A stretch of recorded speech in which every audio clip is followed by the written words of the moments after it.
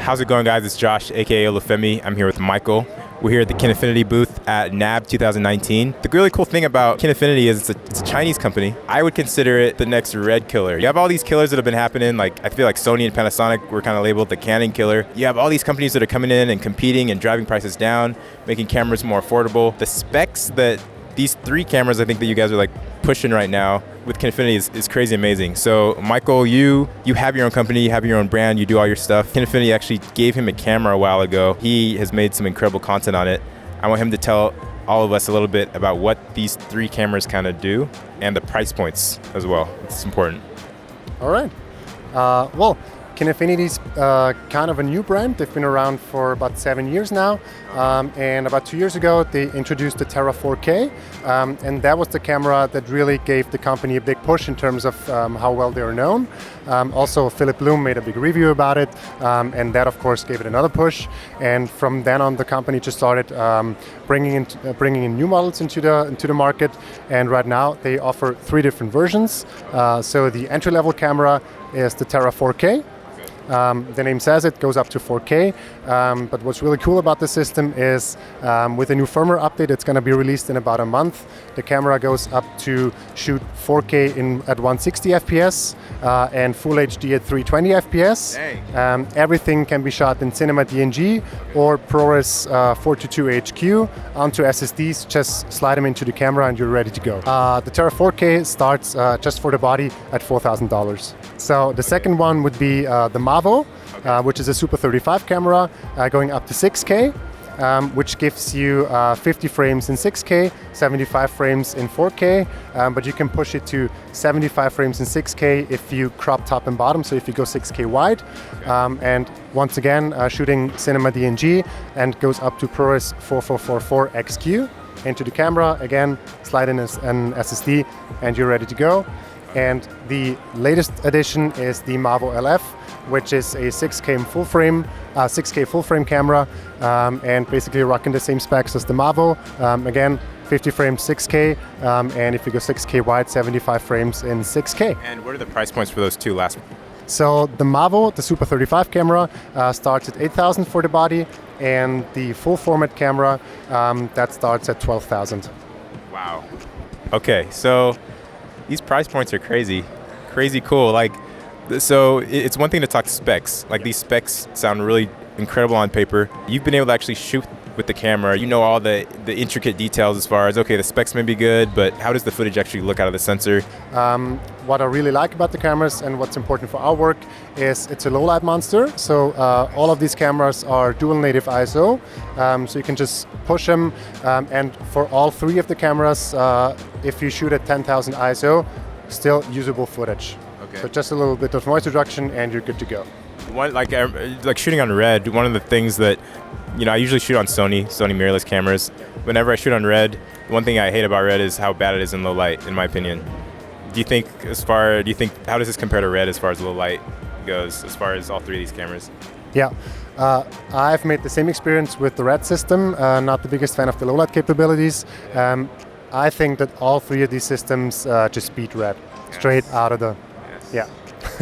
This is just exciting. Like I've never used this camera. There's no way I could really say anything until I actually start using the camera, but just the specs in general and the fact that I feel like the shift in the industry as far as you have these companies that are coming out, specifically these Chinese companies that I feel like have been traditionally overlooked. I think it's actually really exciting because I think what it's going to do is it's going to drive all the prices down. It's going to drive the quality up. I'm excited. I'm actually considering this should be maybe the next camera I should buy or maybe rent, try it out. Michael, a few other things I forgot to ask regarding lenses. What kind of mount does this camera have? I feel like Kinefinity offers lenses as well. Tell us a little bit about that. Yeah, of course. So the camera itself, they have a proprietary mount, which means the company offers a few different adapters. There's a Sony E-mount adapter, there's an EF adapter, and there's a PL adapter. And there's 2 versions of the EF and the PL adapter that offer electronic NDs in it as well, which is really nice, I think. And also the company offers a set of cinema primes going from a 25mm up to 100mm, and the whole set goes for $12,000. As far as cards, CF cards, SD cards, how is this stuff stored? all three systems use the same recording format, which is a SSD. So they have their own SSD that they offer, but you could also go ahead and use Samsung 850s or 860s, just a regular SSD, slide it into the camera, and you're good to go. Okay, so SSD, you're talking about a hard drive, like a. Right. So it's not an SD card. Right. Okay. Yeah. My mind was like SSD. SSD makes sense. Solid state. Yeah. As far as color, let's talk about color. Right. Well, first of all, we're talking 12-bit, which is a huge thing, I think, especially for post-production, so that offers you a lot of range. And also the color accuracy, from what we found in our work, it's just really good. So it records its own log format, which is called Kinelog, and all the files you record are all the time in log format, so there's no LUT baked in or whatever. You throw them into your preferred NLE, and there's not that much grading that needs to be done. So the company offers a lot. You can just throw that on as a starting point, and you can go from there, or you just grade the image yourself. Pump up the saturation a little bit, add a little bit of contrast, and you're starting to see the quality of the image, especially for skin tones, since I know skin tones is always a thing. That, to me, has a really similar flair to the Arri system.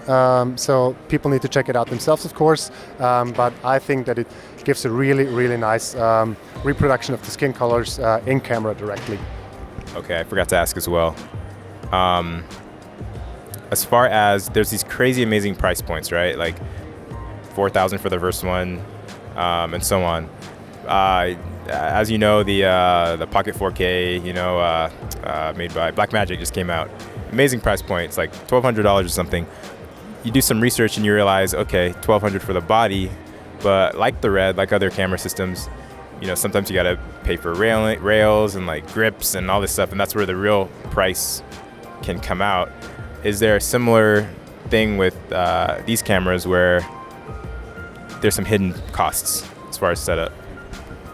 Yeah, the prices I mentioned earlier, they are just for the body, but the company offers a different set of packages for all of the three systems, and they usually give you a cage for the camera, a top handle, a side grip that's used to control the camera, and you can also power it via its own battery. A monitor, a 5-inch, comes with the Pro package, and also an input-output module on the back for Duo XLR, and also SDI output.